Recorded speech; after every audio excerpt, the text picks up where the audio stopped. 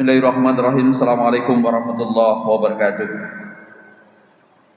Alhamdulillah rabbil alamin alladzi at'amana bi ni'matil iman wal islam. Asyhadu an la ilaha illallah wa la syarika lahu wa asyhadu anna Muhammadan abduhu wa rasuluh. Allahumma salli ala Muhammad wa ala alihi wa ashabihi wa man tabi'ahum bi ihsani ila yaumiddin. Raditu billahi rabba wa bil islami dina wa bi Muhammadin nabiyya wa rasula. Subhanaka la ilma lana illa ma 'allamtana. Hadirin Bapak Ibu sedang jemaah yang berbahagia, syukur alhamdulillah dengan izin Allah Subhanahu wa taala pada kesempatan siang yang berbahagia ini Allah masih anugerahkan kita umur yang panjang, badan yang sehat, masih diberikan kesehatan dan kekuatan untuk mampu hadir ke tempat yang mulia ini, dan mudah-mudahan tentunya seluruh amal ibadah yang kita lakukan diterima oleh Allah Subhanahu wa taala. Salawat beruraikan salam tercurahkan pada baginda alam Nabi Muhammad sallallahu alaihi wasallam. Allahumma salli ala Muhammad. Mudah-mudahan tentunya dengan senantiasa bersalawat kepada beliau, kita termasuk di antara bagian orang-orang yang mendapatkan syafaatnya. Hadirin Bapak Ibu sedang jemaah yang berbahagia, salah seorang sahabat yang mulia di antara sekian banyaknya para sahabat Nabi adalah Abu Bakar As-Siddiq. Bahkan pengakuan itu datang daripada kawan-kawannya, seperti apa yang pernah diungkapkan oleh sahabat yang lain, Umar bin Khattab. Satu ketika Khattab mengatakan, seandainya imannya Abu Bakar kemudian ditimbang dengan imannya orang-orang selain beliau, maka sesungguhnya imannya Abu Bakar itu lebih berat daripada yang lainnya. Itu artinya kalau seandainya ada Abu Bakar dengan keimanan yang begitu luar biasa, sempurna imannya, kemudian dibandingkan dengan umat-umat yang lainnya, maka kata Umar bin Khattab, maka imannya Abu Bakar itu jauh lebih berat daripada yang lain. Maka sidang jemaah yang berbahagia, kesempurnaan iman itu akan terlihat dalam perbuatan pribadinya umat Abu Bakar As-Siddiq. Maka ada sebuah riwayat yang datangnya dari Aisyah Ummul Mukminin radhiyallahu anha. Satu ketika kata Aisyah, ada seorang budak yang dimiliki oleh Abu Bakar As-Siddiq. Setiap hari sang budak itu memberikan makanan sebagai bentuk tanggung jawabnya kepada si pemiliknya, Abu Bakar As-Siddiq. Berhari bermasa itulah yang dilakukan. Tapi satu ketika sang budak itu pernah bertanya kepada Abu Bakar As-Siddiq, "Ya Syekh, ya tuanku, tahu tak engkau dari mana aku mendapatkan makanan itu?" Begitu mendapatkan pertanyaan, maka Abu Bakar mengatakan, "Dari mana engkau memperolehnya?" Maka budaknya itu mengatakan, "Sesungguhnya di masa jahiliyah dulu, saya pernah menolong seseorang dan saya mengaku kalau saya itu adalah dukun. Padahal saya hanya menipunya. Kemudian saya pun tidak mengerti apa itu perdukunan. Tapi kemudian saya bertemu dengan dirinya. Begitu saya bersua dengan dirinya, maka dia memberikan saya uang. Dan uang itulah yang saya belikan kepada makanan, yang itu sebagian engkau makan dan sebagiannya lagi saya nikmati." Apa yang terjadi sedang jemaah yang berbahagia?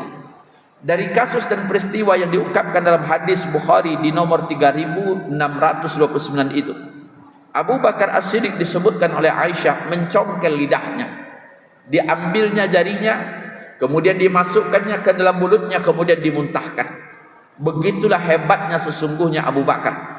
Maka para ulama mengatakan, kesempurnaan Abu Bakar tidak hanya terlihat dari ibadahnya atau dalam bentuk fisiknya, tetapi sesungguhnya kehebatan Abu Bakar itu terlihat bagaimana kesempurnaan imannya kepada Allah.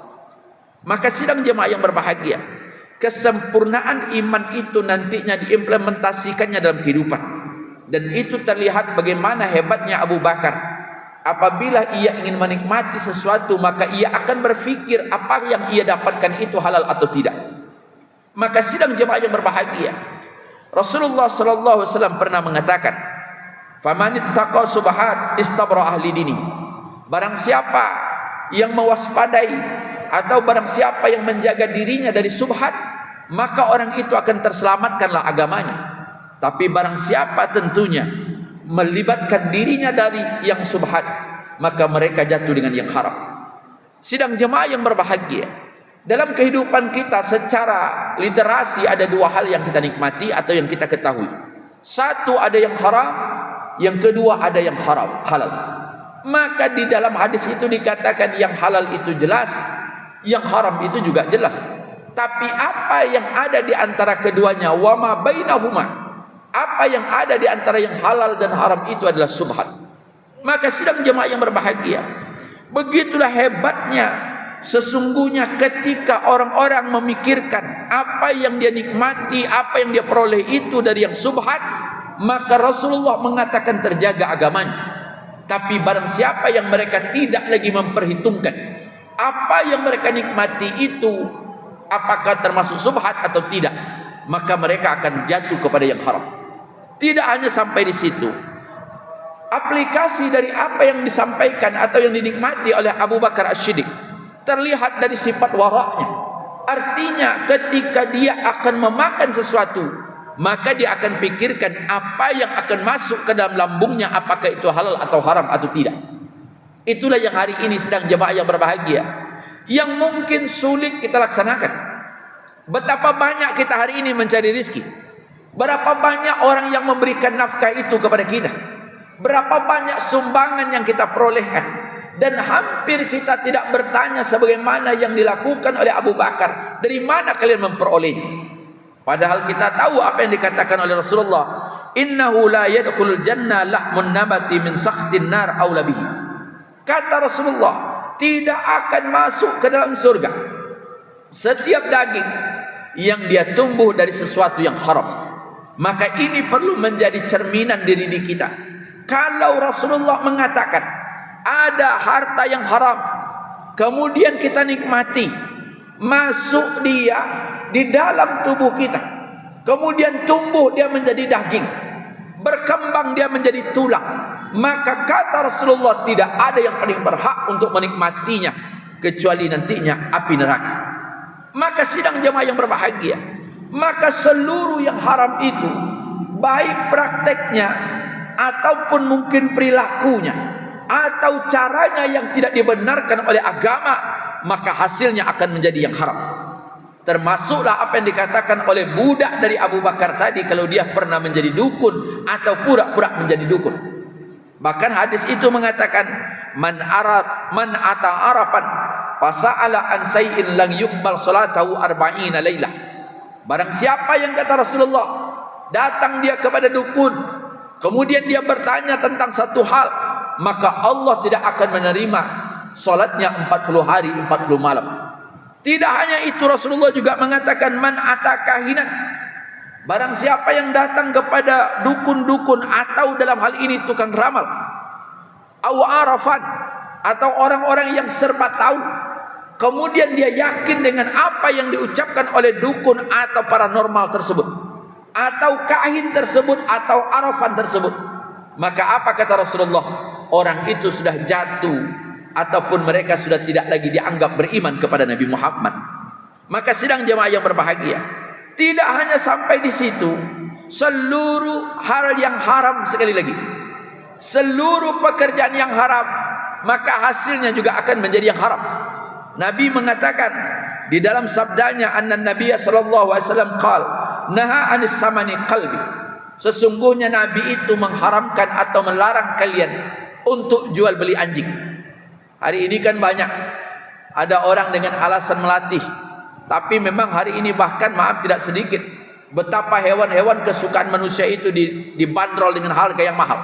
Maka orang jual beli anjing, karena anjing itu adalah haram, maka transaksinya juga yang haram, walaupun dengan alasan nanti dengan berbagai beribu alasan. Atau banyak juga hari ini orang-orang mencari babi, dia dekat tinggal dengan hutan atau dia dekat kebun sawit, dibelinya selapak, kemudian dibelinya pelor, kemudian ditembaknya. Begitu babi itu mati, disuruh orang menjemput. Dia memang tidak megah, dia tidak membantainya, dia pun tidak menikmatinya, apatah lagi yang demikian, tapi dia menerima uang. Kemudian dia katakan, kami sengaja menerima uangnya bukan untuk kami makan, tapi kami akan membeli pelornya untuk menembak babi karena dianggap hama dari kebun tersebut. Itu kan hanya proses awal. Nabi dari awal mengatakan, segala sesuatu yang diberikan atau sesuatu yang haram, kemudian dilakukan transaksi, maka transaksinya menjadi yang haram. Maka itu Nabi mengatakan tadi, ansamani qalbi, Nabi itu melarang untuk yang namanya jual beli anjing. Yang kedua, wa mahral baghi. Yang kedua itu adalah orang pelacuran. Yang ketiga itu yang dilarang oleh Nabi adalah orang yang mereka mengambil upah dari perdukunan. Maka sidang jemaah yang berbahagia, lantas apa kemungkinan dampak dari makan yang haram? Pertama tentunya menentang apa yang diperintahkan oleh Allah. Hari ini luar biasa sidang jemaah yang berbahagia. Negeri kita ini kan rasa malu yang sudah mulai hilang, di mana orang menikmati yang haram itu dianggap sebuah lumrah. Orang mengambil, menerima, baik yang memberi atau menerima kadang-kadang sudah kehilangan rasa malu. Itulah kata seorang di dalam sebuah media sosial, ketika dia tinggal di Jepang bersama anaknya, kemudian begitu musim libur dia pulang ke Indonesia. Dan biasanya orang Indonesia kalau dia sudah kembali ke kampung, ke tempat dia semula, maka insya Allah dia akan membawa oleh-oleh sebagai hadiah. Maka begitu anaknya masuk ke sekolah, sang ibu dari Indonesia ini membawa oleh-oleh dari Indonesia sebagai bentuk hadiah, dengan alasan bahwa sang guru telah menjadi seorang yang terbaik untuk dirinya. Tapi apa yang terjadi?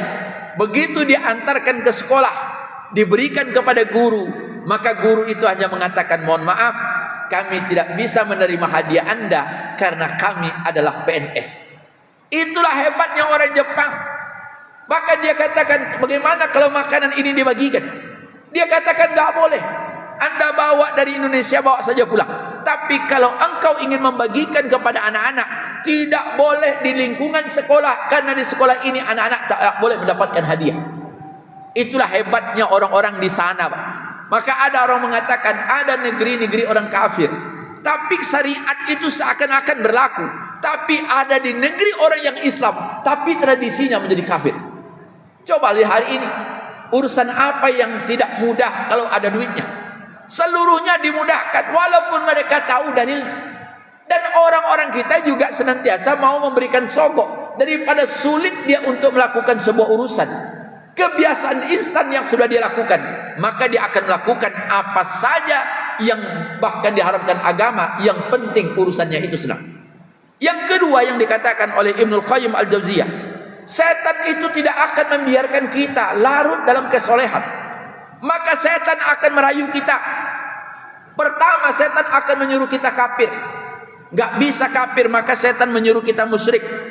Tidak bisa musyrik, maka setan akan menyuruh kita melakukan amalan-amalan yang tidak ada dalilnya. Berikutnya, setan menyuruh kita makan yang haram.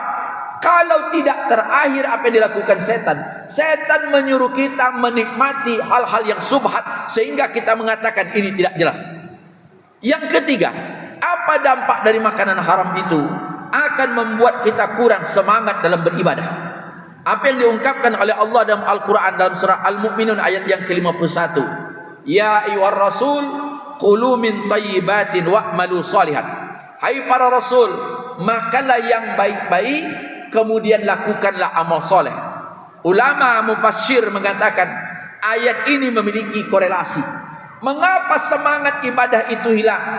Mengapa berbuat baik itu menjadi sulit? Mengapa berbuat elok itu mungkin kadang-kadang terasa berat? Satu hal kata ulama, karena dalam perut kita ada makanan yang haram. Nah, yang berikutnya, memakan ada yang haram itu adalah bentuk orang-orang Yahudi. Sidang jemaah yang berbahagia, siapa yang pertama kali mengembangkan sistem inak atau riba? Itu kalau bukan orang Yahudi, siapa lagi? Bahkan mengapa orang-orang Yahudi itu tidak bisa menerima Nabi Muhammad untuk hijrah dari Mekah ke Madinah? Karena praktek ribawi itu sudah muncul di Madinah. Hari ini itulah yang menjadi bagian kehidupan kita hari ini. Hebat pun kadang-kadang kita dalam ibadah, tapi dalam transaksi ekonomi hampir kita sulit untuk tidak bersentuhan dengan riba. Tidak hanya lembaga kecil atau hidup perorangan, bahkan sebuah lembaga negara ini saja begitu sulit. Mungkin kita mendengarkan kemarin, begitu presiden kita yang baru, mudah-mudahan memberikan kebaikan, Pak Prabowo dilantik, tapi dia sudah harus mewarisi utang dari sebelumnya sebanyak 8.500 triliun. Dan itu harus menanggung bunganya yang harus ditanggung oleh APBN setiap tahunnya. Bunganya adalah bagian dari anggaran APBN yang paling besar di antara anggaran yang ada. ada anggaran pertahanan, ada anggaran pendidikan, ada anggaran-anggaran lain. Tapi seluruh anggaran itu kalah oleh anggaran untuk membayar suku bunga dari pinjaman itu. Karena setiap tahun harus dibayar 500 triliun. Itulah sidang jamaah yang berbahagia. Mengapa Islam melarang kita menikmati riba? Karena sesungguhnya dia tidak pernah menyelesaikan masalah, tapi malah menjadi beban bagi orang-orang yang meminjam. Dan mudah-mudahan tentunya perilaku yang buruk itu kita tinggalkan. Mari kita mencoba lebih banyak bersifat warak, karena kita yakin rizki sudah ditentukan tanpa harus mengambil yang halal, yang haram. Insya Allah dengan yang halal lebih dari cukup yang telah Allah tentukan buat kita semua. Mudah-mudahan ada manfaatnya. Assalamualaikum warahmatullahi wabarakatuh.